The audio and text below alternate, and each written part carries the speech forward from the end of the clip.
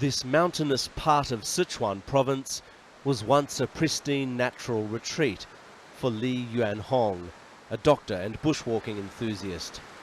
But this hike is not like those in the past. Dr. Li is carrying medicine into the remote earthquake zone cut off from the outside world. Maybe I can give them medical care there. Maybe there are many injured ones, so I can give them some pills. Dr. Li has done this walk many times and knows the locals up ahead, but he doesn't know who will be left to help. Doesn't look like anyone's here. I don't think there's people left. We're trying to make it to the earthquake's epicenter at Yingxiu in Wenchuan County. As we head further along, the beautiful creeks and forests start giving way to mountains of rubble. Soldiers have walked in this way before. With the road still down and foreign journalists being prevented from entering, this is one of the few ways in. We've just walked 7 hours to get through that valley. We've had to climb through countless landslides. There are no roads or paths to speak of. When we get up here, there's a bit of a foul smell actually. It's a bit like the smell of death. It probably is the smell of death. Along the road here there's a Buddhist monastery. We're going to go and see if anyone's still there. Monks have been here for hundreds of years. It was a Taoist temple before it became a Buddhist one. Everything is quiet, but it's not the peaceful place it once was. It used to be a very beautiful place. I have been here for many times. We lose many beautiful places in the earthquake. We're travelling down the other side of the mountain and see the pounding which electricity infrastructure has taken. Small villages are empty. Hopefully the locals have escaped. It's still not safe to be here. We've just felt the earth move beneath us and we're pretty worried because we're in this landslide area. It's the second aftershock we've felt today. 5 days after the earthquake, we're still getting these aftershocks, so we better get moving. Entire sides of mountains have fallen down. As we hurry through the valley, we see rocks constantly falling. We get through the most dangerous area and meet a group of Chinese soldiers who are surprised to see us.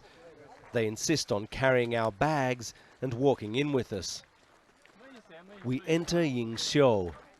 It looks like a town which has been bombed.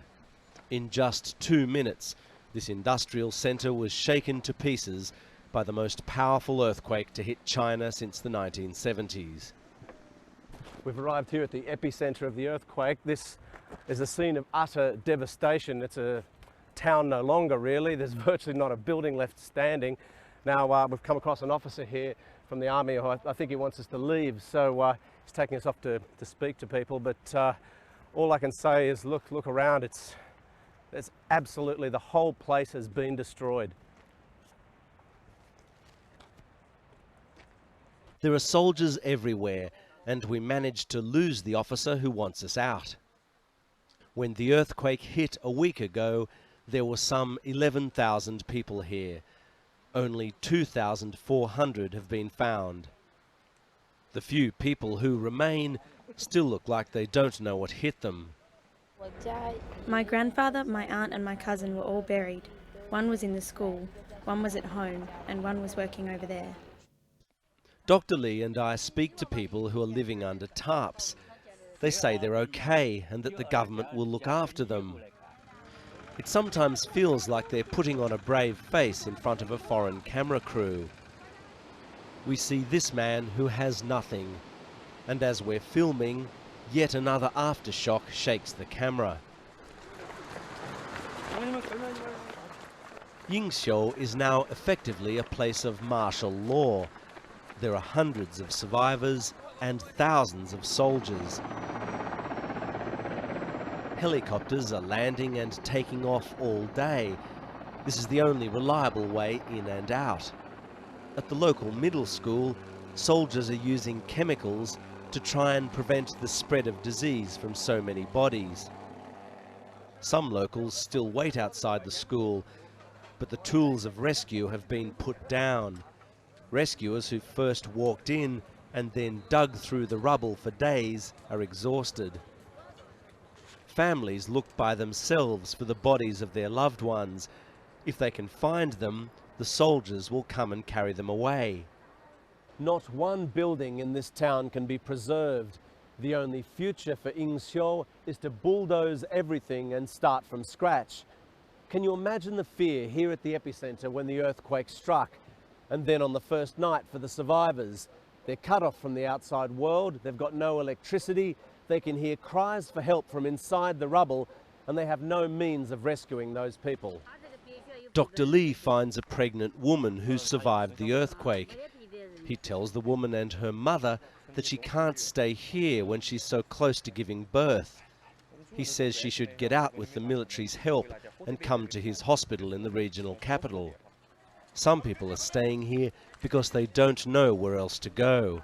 Others are still waiting to find the bodies of friends and family, especially the parents of hundreds of primary school students still buried in their classrooms. Amongst such misery, there are stories of great bravery. Dr. Lee meets a boy who's seen by locals as a hero after he saved some of his classmates. At that time I was running, they were running behind me. I was afraid they'd be killed. We are classmates after all, so I gave them a hand to drag them out.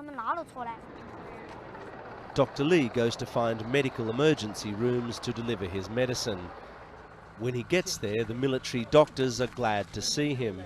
They have plenty of days ahead of treating the survivors and need all the medical supplies they can get. Local ones love this place, and their roots are here.